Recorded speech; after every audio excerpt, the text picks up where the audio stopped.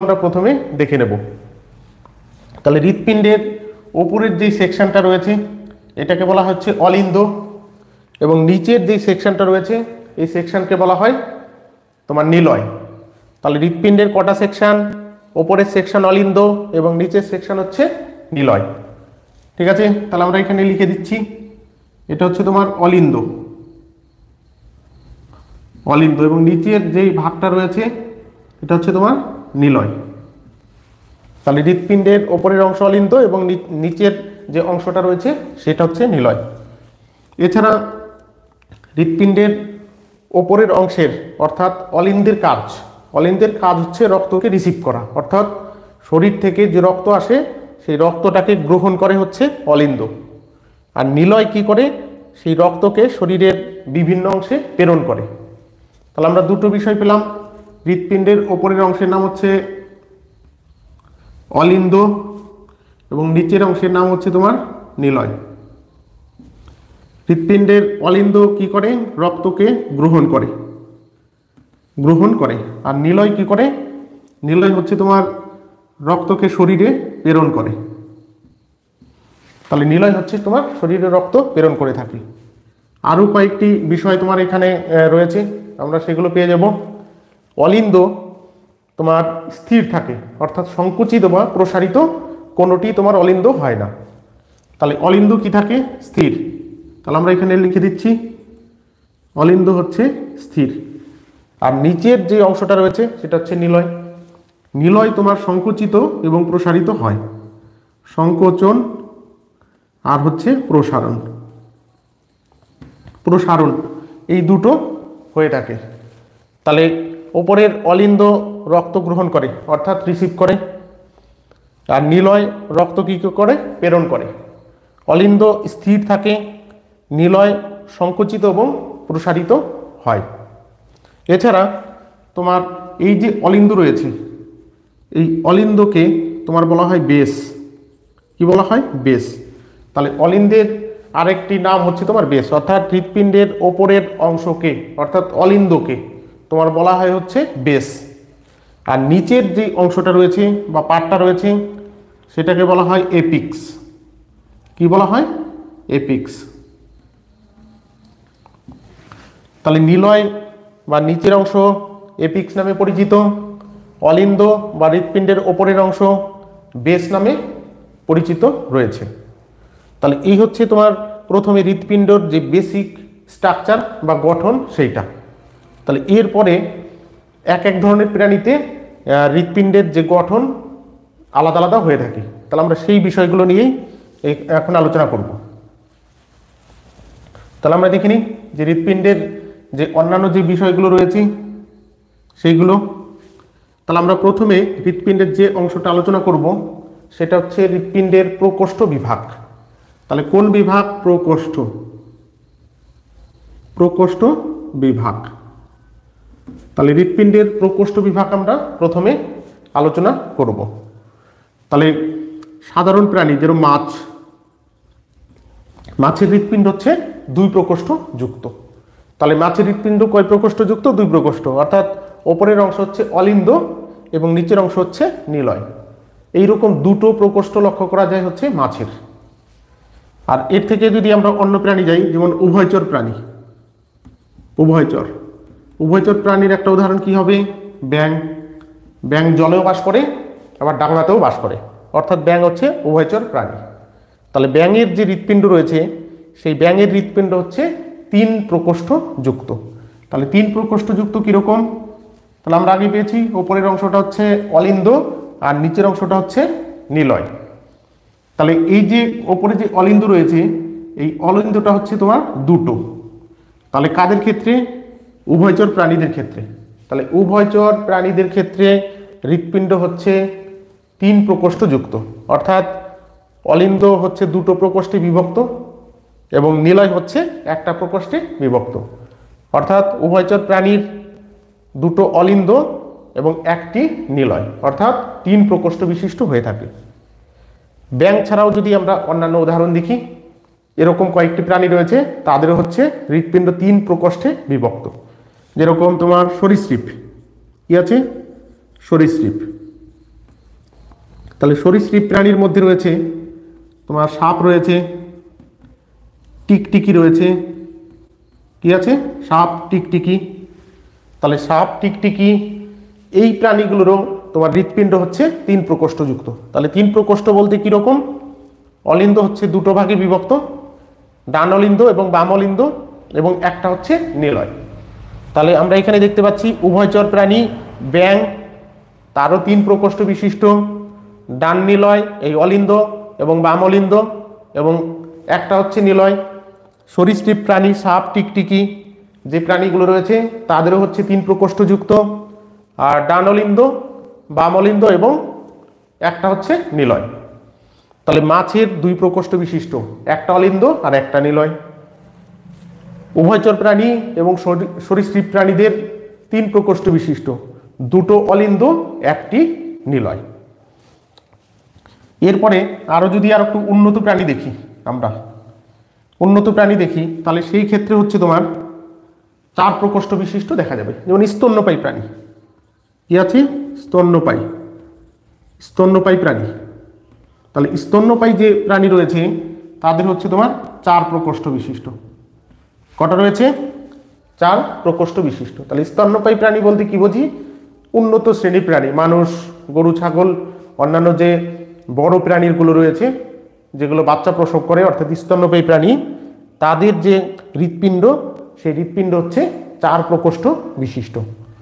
তাহলে তাদের ক্ষেত্রে কি হয়, তোমার নিলয়টা হচ্ছে দুই ভাগে বিভক্ত, নিলয়টা হচ্ছে 2 ভাগে বিভক্ত, অর্থাৎ এটা হচ্ছে তোমার ডান অলিন্দ আর এটা হচ্ছে তোমার বাম অলিন্দ, এটা হচ্ছে ডান নিলয় আর এটা হচ্ছে তোমার বাম নিলয়, বাম নিলয়।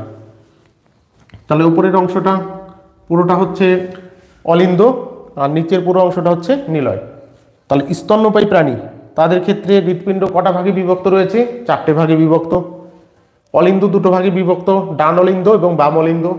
নিলয় 2টো ভাগে বিভক্ত, ডান নিলয় এবং বাম নিলয়। তাহলে এই প্রাণীদের কটা হৃৎপিণ্ড কটা ভাগে? 4টে ভাগ। এছাড়া তোমার পরীক্ষায় তোমার মাঝে মাঝে আসে যে পাখির কটা হৃৎপিণ্ড কটা প্রকোষ্ঠে বিভক্ত। স্তন্যপায়ী প্রাণীদের মতো পাখিরও 4টে প্রকোষ্ঠ রয়েছে, অর্থাৎ 2টো অলিন্দ এবং 2টো নিলয়, অর্থাৎ অলিন্দের 2টো ভাগ, একটা ডান প্রকোষ্ঠ বাম প্রকোষ্ঠ, আর নিলয়েরও 2টো ভাগ, একটা ডান প্রকোষ্ঠ বাম প্রকোষ্ঠ। তাহলে কাদের ক্ষেত্রে দেখা যায়? স্তন্যপায়ী প্রাণী ছাড়া, স্তন্যপায়ী প্রাণী ছাড়া হচ্ছে পাখি, পাখির ক্ষেত্রে তোমার হৃৎপিণ্ডের 4টি প্রকোষ্ঠ দেখা যায়। ইতিমধ্যে এই পাখির যে উদাহরণটা আছে তোমার এর আগে যে পরীক্ষা হয়েছে বিভিন্ন কম্পিটিটিভ পরীক্ষা, তাতে কোশ্চেন এসেছে যে পাখির হৃৎপিণ্ড কয় প্রকোষ্ঠ বিশিষ্ট। তাহলে আমরা কি পেলাম? পাখির হৃৎপিণ্ড স্তন্যপায়ী প্রাণীদের মতো 4 প্রকোষ্ঠ বিশিষ্ট হয়ে থাকে। এছাড়া তোমার উভয়চর প্রাণী, অর্থাৎ উভয়চর প্রাণীদের ক্ষেত্রে আর একটা ব্যতিক্রম রয়েছে, যেমন কুমির, কি আছে কুমির। তাহলে কুমিরও উভয়চর প্রাণী, তোমার জলেও বাস করতে পারে, ডাঙাতেও এসে বাঁচতে পারে। তাহলে কুমিরের হচ্ছে 4 প্রকোষ্ঠ বিশিষ্ট, ব্যতিক্রম। এটাও মনে রাখতে হবে যে উভয়চর প্রাণী ব্যাং তাদের হচ্ছে 3 প্রকোষ্ঠ বিশিষ্ট, কিন্তু কুমির উভয়চর প্রাণী হওয়া সত্ত্বেও কুমিরের প্রকোষ্ঠ হচ্ছে 4টে। তাহলে আমরা 2টো ব্যতিক্রম বিষয় পড়ে রাখবো, পাখি 4 প্রকোষ্ঠ বিশিষ্ট, কুমির 4 প্রকোষ্ঠ বিশিষ্ট। এছাড়া যে স্তন্যপায়ী প্রাণী রয়েছে তাদের প্রত্যেকেরই হচ্ছে হৃৎপিণ্ড 4 প্রকোষ্ঠে বিভক্ত থাকে।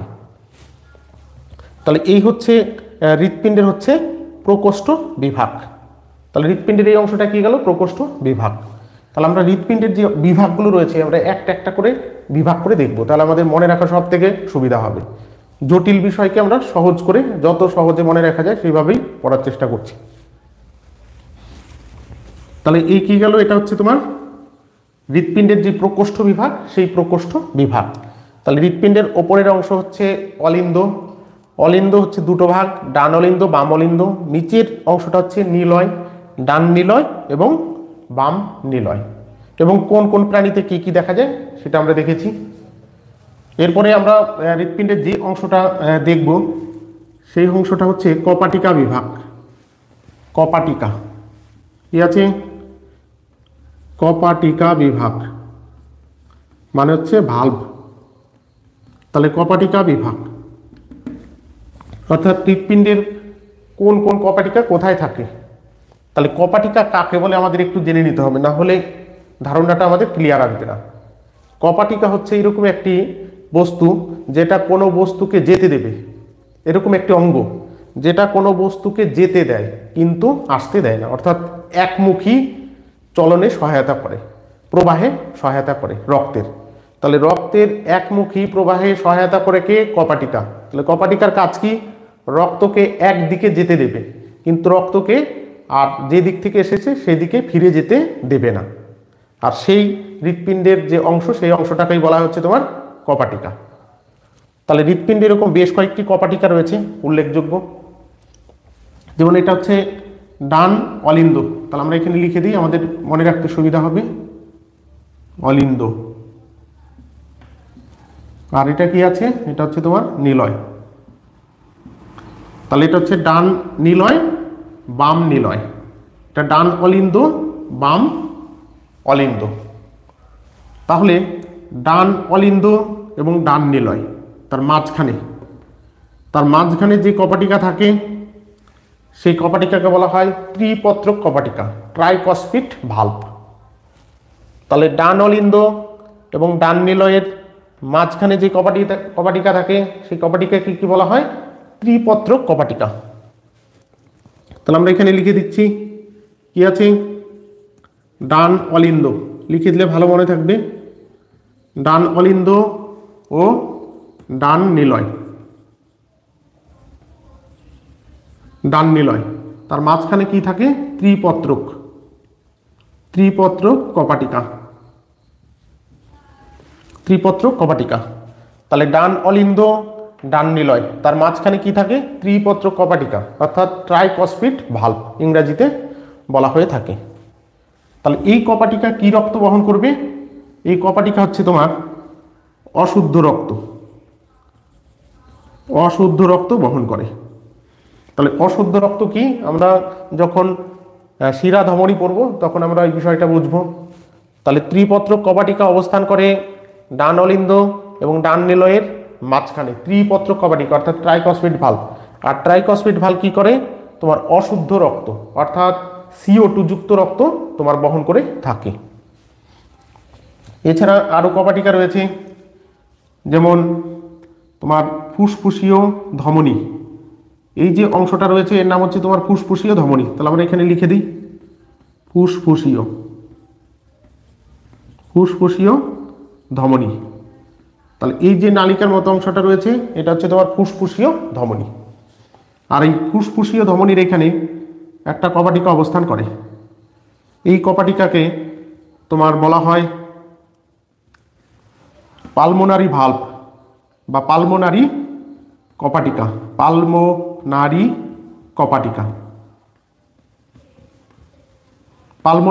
কপাটিকা। তাহলে পালমোনারি কপাটিকা কোথায় অবস্থান করে? হৃৎপিণ্ডের ডান নিলয়ের সঙ্গে বা ডান নিলয় থেকে যে ফুসফুসীয় ধমনী বেরিয়ে গেছে সেই ফুসফুসীয় ধমনীর সংযোগস্থলে অর্থাৎ হৃৎপিণ্ডের সংযোগস্থলে থাকে পালমোনারি কপাটিকা। তাহলে পালমোনারি কপাটিকা কোথায় থাকে? ডান নিলয়ের থেকে যে ফুসফুসীয় ধমনী বেরিয়ে গেছে সেই ফুসফুসীয় ধমনীর সংযোগস্থলে যে কপাটিকা অবস্থান করে সেই কপাটিকাকে বলা হয় পালমোনারি কপাটিকা। তাহলে পালমোনারি কপাটিকা কোন রক্ত বহন করবে বা পাস করে? অশুদ্ধ রক্ত পাস করে। তাহলে আমরা এখানে দেখলাম ত্রিপত্রক কপাটিকাও অশুদ্ধ রক্ত পাস করে এবং পালমোনারি কপাটিকাও অশুদ্ধ রক্তকে পাস করে থাকে। তাহলে আমরা হৃৎপিণ্ডের যে ডান সাইডের যে অংশ সেটা দেখলাম। একটা হচ্ছে ত্রিপত্রক কপাটিকা, ডান অলিন্দ ডান নিলয়ের মাঝে পালমোনারি কপাটিকা, সেটা হচ্ছে তোমার ডান নিলয়ের সঙ্গে যে ফুসফুসীয় ধমনী বেরিয়ে গেছে সেই ফুসফুসীয় ধমনীর সংযোগস্থলে থাকে হচ্ছে পালমোনারি কপাটিকা। তাহলে আমরা দুটো কপাটিকা দেখলাম হৃৎপিণ্ডের।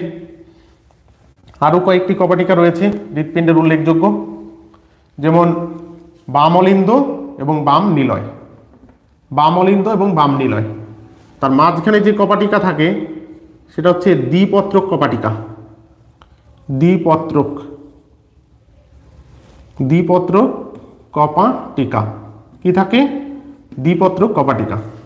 তাহলে দ্বিপত্রক কপাটিকা কোথায় অবস্থান করেছে? বাম অলিন্দ এবং বাম নিলয়ের মাঝে। বাম অলিন্দ এবং বাম নিলয়, তাহলে এই যে বাম অলিন্দ বাম নিলয় তার মাঝে কোন কপাটিকা রয়েছে? দ্বিপত্রক কপাটিকা। আর এই দ্বিপত্রক কপাটিকা তোমার যে রক্ত পাস করে সেটা হচ্ছে শুদ্ধ রক্ত, শুদ্ধ রক্ত পাস করে থাকে।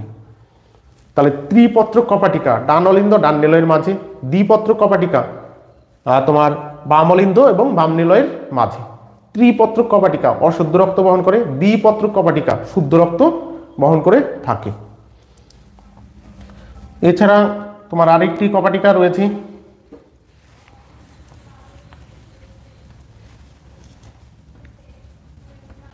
এই কপাটিকার নাম হচ্ছে অর্টিক, অর্টিক কপাটিকা, কপাটিকা অর্টিক কপাটিকা। তাহলে 4 নম্বর যে কপাটিকা রয়েছে তার নাম কি? অর্টিক কপাটিকা। আর এই অর্টিক কপাটিকা অবস্থান করে হৃৎপিণ্ডের বাম নিলয় থেকে যে মহাধমনী বেরিয়ে গেছে, হৃৎপিণ্ডের বাম নিলয় থেকে মহাধমনী বেরিয়ে গেছে, এই মহাধমনীর সংযোগস্থল অর্থাৎ মহাধমনী এবং হৃৎপিণ্ডের সংযোগস্থলে কি কপাটিকা থাকে? অর্টিক, অর্টিক কপাটিকা। তাহলে তার নাম কি? অর্টিক কপাটিকা। আর এই অর্টিক কপাটিকা সবসময় তোমার শুদ্ধ রক্ত বহন করে বা পাস করে, বহন করে নয় পাস করে। তাহলে অর্টিক কপাটিকা কোন রক্ত পাস করে? শুদ্ধ রক্ত পাস করে। ত্রিপত্রক কপাটিকা কোন রক্ত পাস করে?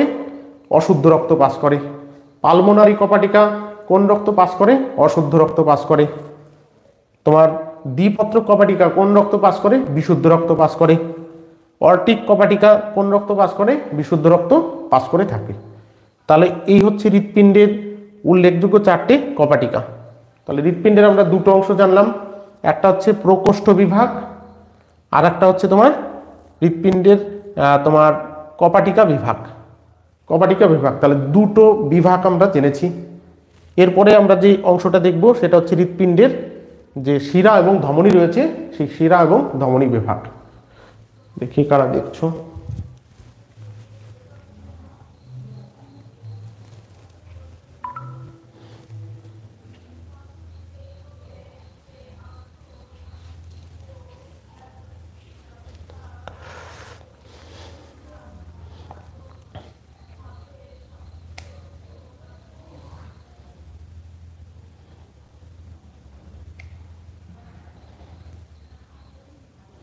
অসুবিধা হলে জানাবে, উত্তর দেওয়ার চেষ্টা করব। অসুবিধা হলে জানাবে, উত্তর দেওয়ার চেষ্টা করব। ঠিক আছে, তাহলে আমরা পরবর্তী অংশটা শুরু করি। তাহলে দুটো বিভাগ এখানে পড়ানো হয়েছে, একটা হচ্ছে প্রকোষ্ঠ বিভাগ, দ্বিতীয়টা হচ্ছে কপাটিকা বিভাগ। তাহলে এরপরের যে অংশ রয়েছে সেটা হচ্ছে তোমার শিরা এবং ধমনী। তাহলে কোন অংশ পড়ব? শিরা এবং ধমনী বিভাগ, শিরা ও ধমনী, ধমনী বিভাগ। কোন বিভাগ রয়েছে? শিরা ও ধমনী বিভাগ। তাহলে হৃৎপিণ্ডের ওপরের অংশে যদি আমরা লক্ষ্য করি অর্থাৎ ডান অলিন্দ, তাহলে এই অংশটা কি আছে? ডান অলিন্দ। তাহলে ডান অলিন্দের সঙ্গে যে অংশটা যুক্ত হয়েছে এটাকে বলা হয় মহাশিরা। কি আছে? মহাশিরা। তাহলে এই অংশটা হচ্ছে মহাশিরা। তাহলে আমরা লিখে দিই মহাশিরা। তাহলে মহাশিরার কাজ কি? তীর চিহ্নটা আমরা এদিকে দেব। মহাশিরার কাজ হচ্ছে রক্ত থেকে, এই শরীর থেকে অর্থাৎ শরীরের যাবতীয় যে দূষিত রক্ত অর্থাৎ CO2 যুক্ত অর্থাৎ কার্বন ডাই অক্সাইড যুক্ত রক্ত তোমার কোথায় এসে প্রবেশ করে? ডান অলিন্দে এসে প্রবেশ করে। কার মাধ্যমে প্রবেশ করে? এই মহাশিরার মাধ্যমে। তাহলে হৃৎপিণ্ডের ওপরের দিকে অর্থাৎ ডান অলিন্দে যে শিরা যুক্ত রয়েছে সেটাকে বলা হয় মহাশিরা। আর এই মহাশিরা শরীর থেকে যাবতীয় অশুদ্ধ রক্ত অর্থাৎ কার্বন ডাই অক্সাইড যুক্ত রক্ত ডান অলিন্দে নিয়ে আসে। তাহলে এটা কি রক্ত হবে? CO2 যুক্ত রক্ত। লিখে দিলাম CO2 যুক্ত রক্ত। তাহলে CO2 যুক্ত রক্ত শরীর থেকে মহাশিরার মাধ্যমে ডান অলিন্দে এসে প্রবেশ করে। তাহলে ডান অলিন্দে কোন রক্ত থাকে? অশুদ্ধ রক্ত থাকে। আর অশুদ্ধ রক্ত বলতে কি বোঝানো হয়েছে? CO2 যুক্ত রক্ত। আগে বলে রাখা দরকার, অশুদ্ধ রক্ত বলতে কিন্তু পচা রক্ত নয়, অশুদ্ধ বলতে CO2 যুক্ত রক্ত। আবার O2 মিশে গেলেই তখন আবার সেটা হয়ে যাবে বিশুদ্ধ রক্ত। অর্থাৎ CO2 পরিমাণ বেশি থাকলে অশুদ্ধ হবে এবং O2 পরিমাণ বেশি হলে তখন সেটা হবে শুদ্ধ রক্ত। তাহলে মহাশিরার মাধ্যমে CO2 যুক্ত অর্থাৎ অশুদ্ধ রক্ত তোমার ডান অলিন্দে এসে প্রবেশ করবে এবং ডান অলিন্দ থেকে সেই অশুদ্ধ রক্ত কোথায় আসবে? ডান নিলয়ে চলে আসবে। সেটা হচ্ছে তোমার ডান নিলয়ে চলে আসে। তাহলে নিচে আর একটা নালিকার মতো আমরা দেখতে পাচ্ছি, এটার নাম হচ্ছে তোমার ফুসফুসীয় ধমনী। কি আছে? ফুসফুসীয় ধমনী।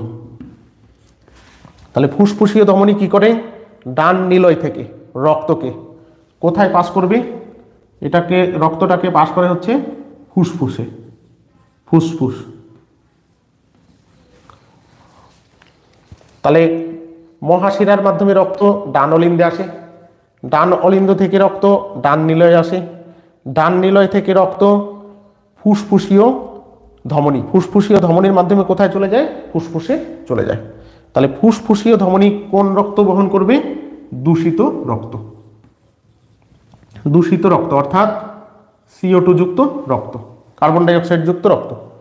তাহলে আমাদের শরীরের অর্থাৎ হৃৎপিণ্ডের একমাত্র ধমনী যেটা দূষিত রক্ত বহন করে, তাহলে সেটা কি হবে? ফুসফুসীয় ধমনী। তাহলে ফুসফুসীয় ধমনী একমাত্র ধমনী যেটা দূষিত রক্ত বহন করে। সাধারণত ধমনী বিশুদ্ধ রক্ত বহন করে, কিন্তু ব্যতিক্রম হচ্ছে তোমার ফুসফুসীয় ধমনী। ডান অলিন্দ নিলয় থেকে দূষিত রক্তকে কোথায় প্রেরণ করে? ফুসফুসে প্রেরণ করে দেয়। তাহলে কোন ধমনীর মাধ্যমে? ফুসফুসীয় ধমনীর মাধ্যমে। এবার এই ফুসফুস থেকে আরেকটি তোমার শিরা রয়েছে যেটা ফুসফুসীয় শিরা। এর নাম হচ্ছে কি? ফুসফুসীয় শিরা। তাহলে ফুসফুসীয় শিরা কোথা থেকে রক্ত বহন করে? ফুসফুস থেকে রক্তকে তোমার বাম অলিন্দে প্রেরণ করে, বাম অলিন্দে প্রেরণ করে থাকে। তাহলে কোন শিরা? ফুসফুসীয় শিরা। তাহলে আমাদের শরীরের একমাত্র শিরা যেটা তোমার বিশুদ্ধ রক্ত বহন করে, তার মানে কি? O2 যুক্ত রক্ত। তাহলে কোন শিরা তোমার বিশুদ্ধ রক্ত বহন করে? ফুসফুসীয় শিরা, যেটা ফুসফুস থেকে তোমার রক্তকে বহন করে নিয়ে গিয়ে কোথায়? বাম অলিন্দে প্রেরণ করে থাকে। তাহলে আমাদের একমাত্র শিরা যেটা ফুসফুসের শিরা সেটা বিশুদ্ধ রক্ত বহন করে থাকে। তাহলে এটা কিভাবে সম্ভব হয়? তোমার ফুসফুসীয় ধমনীর মাধ্যমে অশুদ্ধ রক্ত ফুসফুসে আসে। আর আমরা বহিঃশ্বসন প্রণালী অলরেডি পড়ে ফেলেছি। সেখানে আমরা কি পড়েছি? আমরা বাইরে থেকে অক্সিজেন গ্রহণ করি এবং ভিতর থেকে অর্থাৎ ভিতরের যে মাইটোকন্ড্রিয়া শোষণের ফলে যে কার্বন ডাইঅক্সাইড উৎপন্ন হয় সেইটাকে আমরা কি করি? আবার বাইরে বের করে দিই। তাহলে ফুসফুসে এসে এই অশুদ্ধ রক্তের সাথে কি মেশে? অক্সিজেন মেশে। আর অক্সিজেন মেশার সাথে সাথে সেই রক্ত কি হয়? বিশুদ্ধ হয়ে যায়। তখন এই বিশুদ্ধ হওয়ার ফলে ফুসফুসীয় শিরার মাধ্যমে সেই রক্ত কোথায় চলে আসে? বাম অলিন্দে চলে আসে। তাহলে বাম অলিন্দে কোন রক্ত আসে? O2 যুক্ত রক্ত অর্থাৎ বিশুদ্ধ রক্ত চলে আসে। তাহলে রক্তকে বিশুদ্ধ করে কে? ফুসফুস। কিভাবে বিশুদ্ধ করে? ফুসফুস থেকে রক্ত থেকে কার্বন ডাইঅক্সাইড বেরিয়ে আসে নিঃশ্বাসের মাধ্যমে, আর প্রশ্বাসের মাধ্যমে আমরা যে অক্সিজেন নিয়েছি সেই অক্সিজেনটা রক্তে মিশে যায়, রক্ত হয়ে যায় বিশুদ্ধ এবং সেটা চলে যায় কোথায়? বাম অলিন্দে। বাম অলিন্দের যে শিরার মাধ্যমে ঢুকে এটার নাম কি? ফুসফুসীয় শিরা। নাম হচ্ছে তোমার ফুসফুসীয় শিরা। ফুসফুসীয় শিরা পরে আর একটি অংশ রয়েছে 4 নম্বর, এটা হচ্ছে তোমার মহাধমনী। মহাধমনী তাহলে হৃৎপিণ্ডের বাম নিলয় থেকে যে ধমনী বেরিয়ে গেছে এটার নাম হচ্ছে মহাধমনী। মহাধমনী তাহলে এই অংশটার নাম কি আছে? মহাধমনী। তাহলে বাম নিলয় থেকে বিশুদ্ধ রক্ত মহাধমনীর মাধ্যমে আমাদের শরীরের প্রত্যেকটি অঙ্গ প্রত্যঙ্গে পৌঁছে যায়, অর্থাৎ শরীরের বিভিন্ন অংশে রক্ত ছড়িয়ে পড়ে। কার মাধ্যমে? মহাধমনীর মাধ্যমে। আর মহাধমনী কোন রক্ত বহন করবে? মহাধমনী যেহেতু শরীরে রক্ত প্রেরণ করে, স্বাভাবিকভাবে বিশুদ্ধ রক্ত প্রেরণ করবে, তাহলে O2 যুক্ত রক্ত বহন করবে। তাহলে মহাধমনী কোথা থেকে বেরিয়েছে? বাম নিলয় থেকে। এবং বাম নিলয়ে কি থাকে? বিশুদ্ধ রক্ত থাকে। সেই বিশুদ্ধ রক্ত মহাধমনীর মাধ্যমে শরীরের বিভিন্ন অংশে ছড়িয়ে পড়ে। তাহলে আমরা প্রথমে কি পেয়েছি? মহাশিরা কোথায় যুক্ত? ডান অলিন্দে। কোন রক্ত বহন করে? CO2 যুক্ত অর্থাৎ অশুদ্ধ রক্ত বহন করে। ফুসফুসীয় ধমনী কোথা থেকে বেরিয়েছে? ডান নিলয় থেকে। কোন রক্ত বহন করে? CO2 যুক্ত রক্ত বহন করে। ফুসফুসীয় শিরা কোথা থেকে বেরিয়েছে? ফুসফুস থেকে বেরিয়েছে। কোথায় মিশেছে? বাম অলিন্দে। কোন রক্ত বহন করে? O2 যুক্ত রক্ত বহন করে। মহাধমনী কোথা থেকে বেরিয়েছে? বাম নিলয় থেকে। কোন রক্ত বহন করে? O2 যুক্ত রক্ত বহন করে। এবং এই রক্ত কোথায় প্রেরণ করে? শরীরের বিভিন্ন অংশে প্রেরণ করে থাকে। এছাড়া আমরা এখানে হৃৎপিণ্ডের আরো 3টে ছোট ছোট তোমার ধমনী দেখতে পাচ্ছি। তাহলে ওই ধমনীগুলো কি আছে?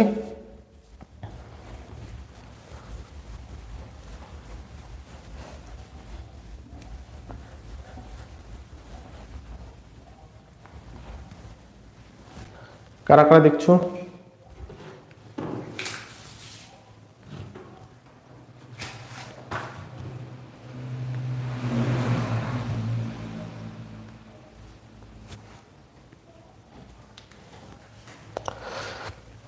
তাহলে এখানে যে 3টে ছোট ধমনী রয়েছে এর নাম হচ্ছে করোনারি সাইনাস।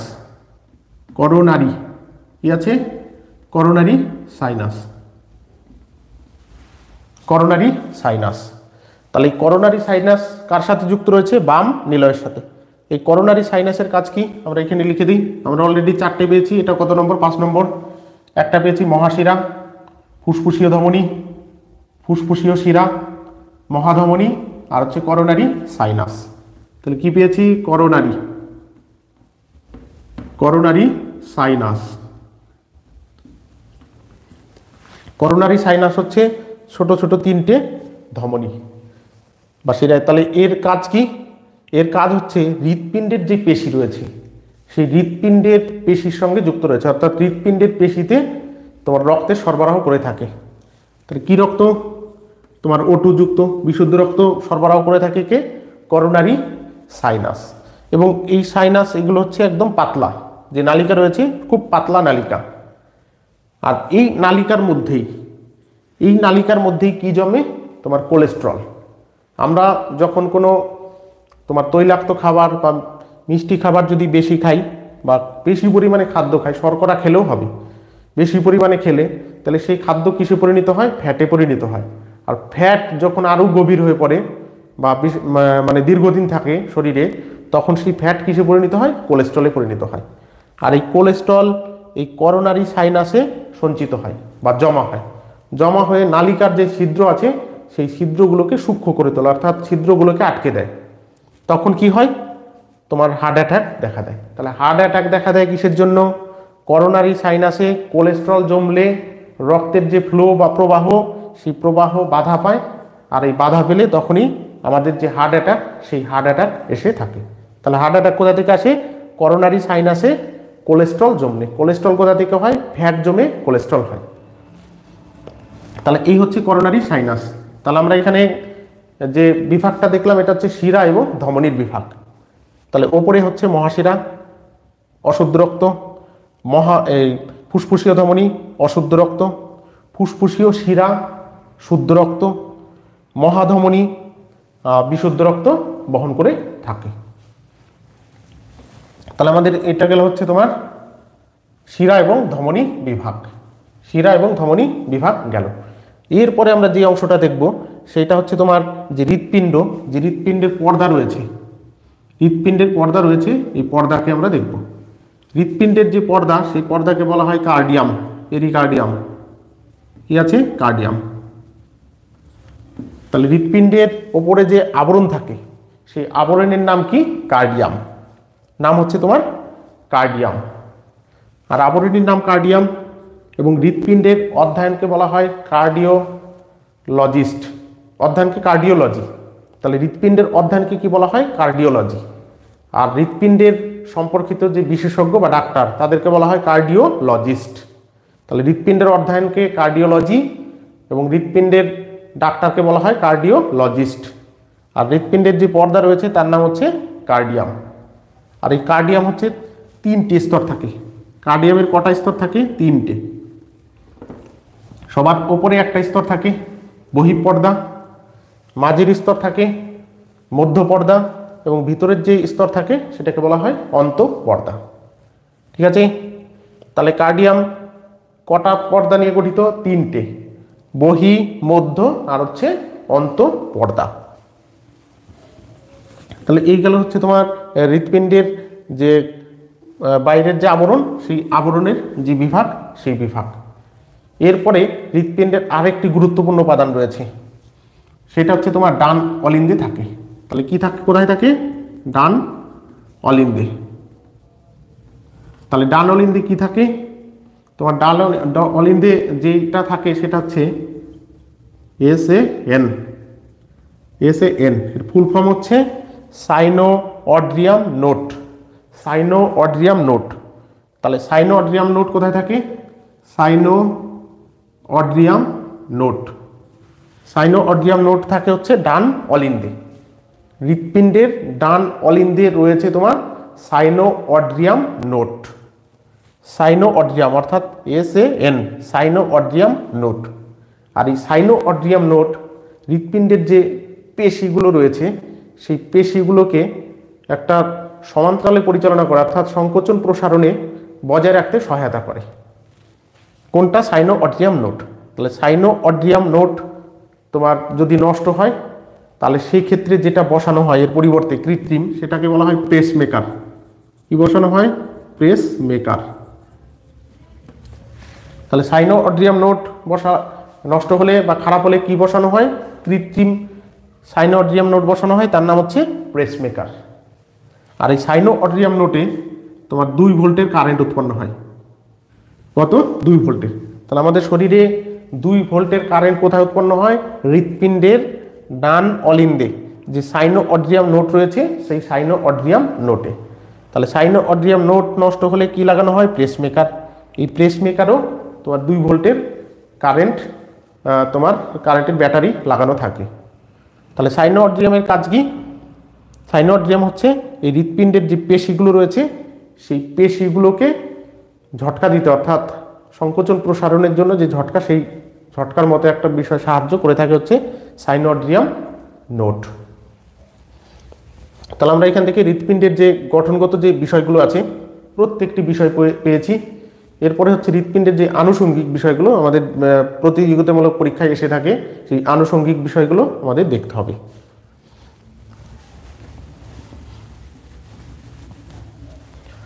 তাহলে হৃৎপিণ্ডের টেস্টকে কি বলা হয়? ECG।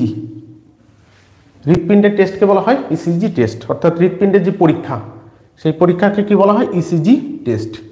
তাহলে হৃৎপিণ্ডে কিছু হয়েছে কিনা, খারাপ হয়েছে কিনা, বা হৃৎপিণ্ডের কোনো সমস্যা আছে কিনা, তার জন্য ডাক্তারে কোন টেস্টের কথা লেখে? ECG test. এছাড়া আরেকটি টেস্ট আছে, তার নাম হচ্ছে ট্রেডমিল টেস্ট। ট্রেডমিল কি আছে? Treadmill test. তাহলে হৃৎপিণ্ডের যে পরীক্ষা সেই পরীক্ষা 2টো টেস্ট রয়েছে, একটা হচ্ছে ECG টেস্ট আর একটা হচ্ছে ট্রেডমিল টেস্ট। ECG এবং ট্রেডমিল টেস্ট। এছাড়া হৃৎপিণ্ডের যে সার্জারি, হৃৎপিণ্ডের সার্জারিকে বলা হয় বাইপাস সার্জারি। কি বলা হয়? Bypass surgery. তাহলে পরীক্ষা এর আগে এসেছে যে বাইপাস সার্জারি কার সঙ্গে যুক্ত? তাহলে বাইপাস সার্জারি হচ্ছে তোমার হৃৎপিণ্ডের সঙ্গে যুক্ত, অর্থাৎ হৃৎপিণ্ড সম্পর্কিত। হৃৎপিণ্ডের যে সার্জারি সেই সার্জারিকে বলা হচ্ছে তোমার বাইপাস সার্জারি। হৃৎপিণ্ডের সার্জারি কি বলা হয়? Bypass surgery. পৃথিবীর প্রথম হৃৎপিণ্ড, এছাড়াও প্রশ্ন আসে, পৃথিবীর প্রথম হৃৎপিণ্ড প্রতিস্থাপন করেছে কে? তাহলে পৃথিবীর প্রথম হৃৎপিণ্ড প্রতিস্থাপন করেছে ডক্টর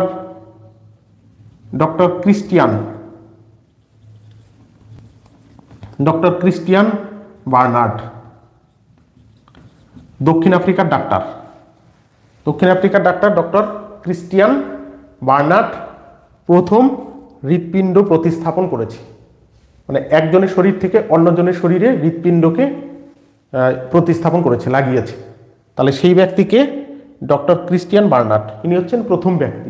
পরবর্তী সময়ে এখন প্রযুক্তির উন্নতি হয়েছে, অনেক হয়, কিন্তু প্রথম করেছে এই ব্যক্তি ডক্টর ক্রিস্টিয়ান বার্নার্ড। তাহলে কি করেছে তিনি? তোমার হৃৎপিণ্ড প্রতিস্থাপন করেছে। তাহলে আমরা এখানে কি কি কোশ্চেন পেলাম? হৃৎপিণ্ডের যে টেস্ট, কি কি টেস্ট? ইসিজি টেস্ট আর হচ্ছে ট্রেডমিল টেস্ট। হৃৎপিণ্ড সম্পর্কিত সার্জারি, বাইপাস সার্জারি। হৃৎপিণ্ড প্রথম প্রতিস্থাপন করেছে doctor Christiaan Barnard, doctor Christiaan Barnard. তাহলে আমরা এখান থেকে হৃৎপিণ্ডের যে যাবতীয় যে বিষয়গুলো, সমস্ত বিষয়গুলোকে আমরা পেয়েছি।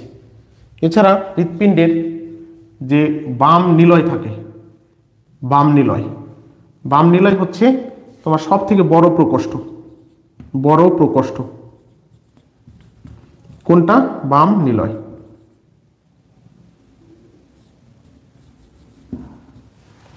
তাহলে হৃৎপিণ্ডের সব থেকে বড় প্রকোষ্ঠ কোনটা? বাম নিলয়। আর হৃৎপিণ্ডের কোন অংশটা সংকুচিত এবং প্রসারিত হয়? সাধারণত বাম নিলয়। হৃৎপিণ্ডের বাম নিলয় সংকুচিত এবং প্রসারিত হয়, আর এই সংকোচন এবং প্রসারণের মাধ্যমে রক্তকে বাইরে বের করে।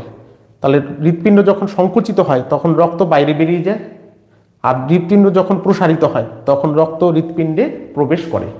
তাহলে প্রসারিত হলে প্রবেশ করে, সংকুচিত হলে রক্ত বাইরে বেরিয়ে যায়। তাহলে এই সংকোচন প্রসারণ সাধারণত হৃৎপিণ্ডের কোন অংশ হয়ে থাকে? বাম নিলয়। বাম নিলয় সংকোচন এবং প্রসারণ হয়ে থাকে। এই কারণে বাম নিলয়ের যে পর্দাটা রয়েছে সব থেকে মোটা পর্দা কোনটা? বাম নিলয়, মোটা। পরীক্ষায় এসছে এর আগে যে হৃৎপিণ্ডের কোন অংশের পর্দা অর্থাৎ কার্ডিয়াম সব থেকে পুরু বা মোটা, সেটা হচ্ছে তোমার বাম নিলয়। কিসের জন্য মোটা? কারণ বাম নিলয় সংকোচন এবং প্রসারণের মাধ্যমে রক্তকে শরীরে প্রেরণ করে।